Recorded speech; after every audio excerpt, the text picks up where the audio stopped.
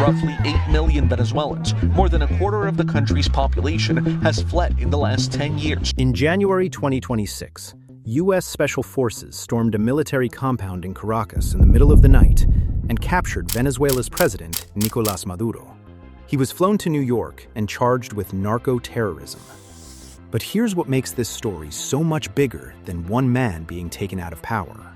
Venezuela was once the richest country in Latin America, a nation sitting on more proven oil than Saudi Arabia, Russia, or the United States, more than any other country on Earth. And yet, under Nicolás Maduro, the economy didn't just struggle, it collapsed. Largely due to decades of mismanagement, corruption, and price controls that strangled every industry they touched, combined with crippling U.S. sanctions, crashing oil prices, and a government far more interested in holding on to power than keeping the lights on. Between 2013 and 2020, Venezuela's GDP shrank by over 75%. Inflation hit 130,000% in a single year, and by the time Maduro was taken, more than 7 in 10 Venezuelans were living in poverty. To understand what happened to Venezuela, first we need to go back to the 1970s, during the oil boom.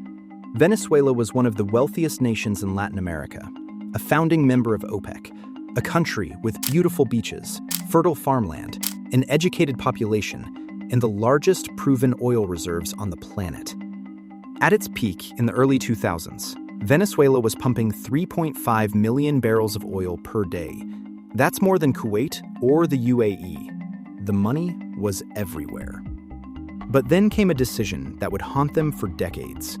In 2002, President Hugo Chavez fired 18,000 highly skilled workers from PDVSA, the state oil company. Engineers, geologists, technicians, people who actually knew how to run the wells.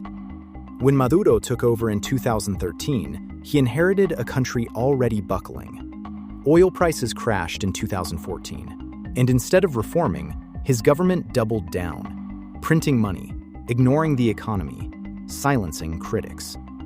What came next was one of the most catastrophic economic collapses in modern history.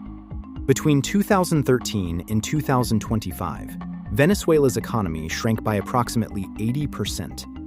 To put that in context, the United States lost 29% of GDP during the Great Depression. The Soviet Union lost around 45% when it collapsed. Venezuela lost over 80%. Inflation hit 130,000% in 2018. Families were literally weighing bags of cash to buy groceries because counting the notes took too long. Venezuela's currency became essentially worthless. People started using US dollars just to survive day to day. By 2025, nearly 7.9 million Venezuelans had fled the country, roughly 1 in 4 people. That is the largest displacement crisis in the world today that does not involve active warfare. Larger than Syria, larger than Afghanistan per capita. Colombia alone absorbed 2.8 million Venezuelan refugees. Then came the night of January 3rd, 2026. Welcome to CNN. I'm Victor Blackwell in Atlanta. The breaking news this morning, President Trump says the U.S. carried out large-scale strikes on Venezuela overnight. He says its president, Nicolás Maduro, and his wife, Celia Flores, have been captured and flown out of the country.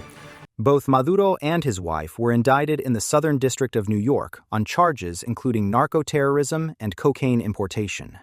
Trump called This was one of the most stunning, effective, and powerful displays of American military might. Critics called it the most dramatic U.S. intervention in Latin America since the Cold War.